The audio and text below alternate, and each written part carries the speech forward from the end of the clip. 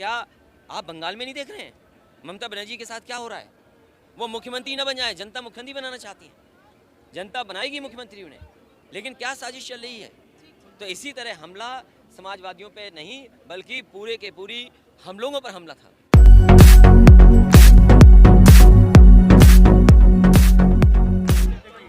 रामपुर का इसलिए ज़रूरी है कि सबसे ज़्यादा अन्याय रामपुर में हो रहा है समाजवादी कार्यकर्ताओं पर।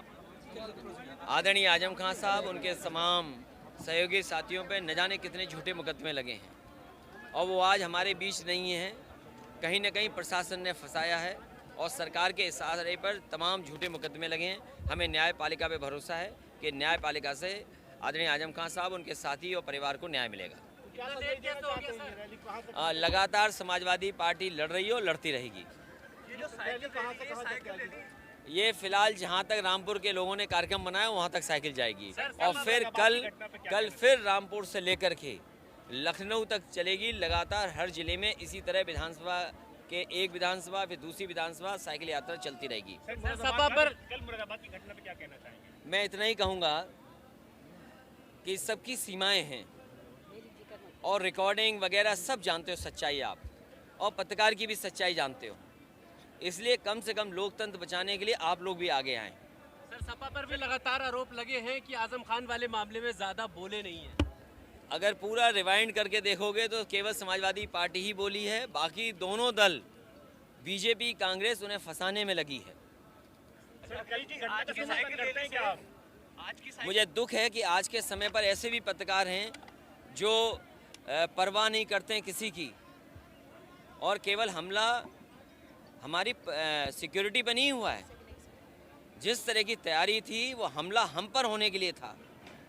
ये पत्रकार जरूर रहे होंगे, लेकिन इनका इतिहास बताता है और सरकार का जो इनके साथ है वो ये बता रहा है कि हमला सीधा सीधा कहीं ना कहीं अपमानित कर दो, इसलिए हमला था। ये रैली अब आगे तक जाएगी तो जैसे आप खड़े हो, आप तो नहीं जिद कर रहे हो। अब ये रैली आगे आप देखो, आप किसी को नहीं बुला रहे हो जिद करने के लिए, या हम जो बात कह रहे हैं और पहली बार तो नहीं कह रहे हैं, आपके बीच जाने कितनी बार बातचीत हुई है।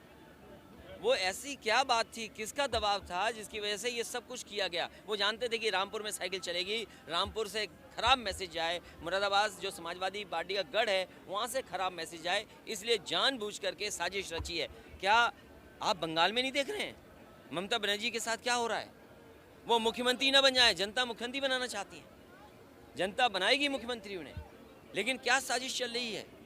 तो इसी तरह हमला समाजवादियों पे नहीं बल्कि पूरे के पूरी हम लोगों पर हमला था। अब प्रशासन जांच इसलिए करे कि लिफ्ट की लाइट गई, लिफ्ट में हम फंसे रहे, आखिरकार लाइट क्यों गई और लिफ्ट में क्यों बंद रहे, और उसके बाद जिस तरीके का तमाशा हुआ या प्रेस ने जिस तरीके का, एक दो लोगों ने, सबने नहीं, एक दो लोग कहाँ से आए जो पूरे माहौल को बिगाड़ना चाहते थे।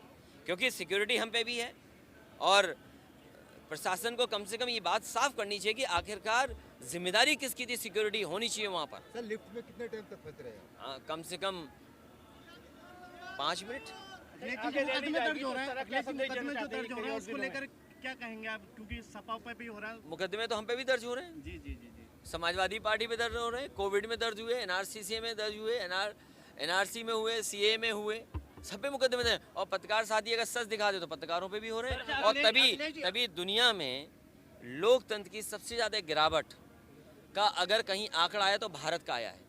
आप कुछ सच नहीं बोल सकते, सच बोलोगे जेल भेज दिए जाओगे, आप कोई आंदोलन करोगे तो जेल भेज दिए जाओगे। पॉलिटिकल लोगों पे सबसे ज़्यादा अन्याय, झूठे मुकदमे कहीं लग रहे हैं तो भारत में लग रहे हैं, इसीलिए तो डेमोक्रेसी के ग्राफ में आप नीचे जा रहे हैं। आप दुनिया में कैसे दिखाओगे कि भारत एक डेमोक्रेटिक कंट्री है? 2022 में ईवीएम पर क्या कहेंगे सर? 2022 खतरा नहीं, और इससे भी ज्यादा खतरा है, क्योंकि जैसे जैसे चुनाव करीब आएगा भारतीय जनता पार्टी और सरकार के लोग हमला कराएंगे। बस पैरों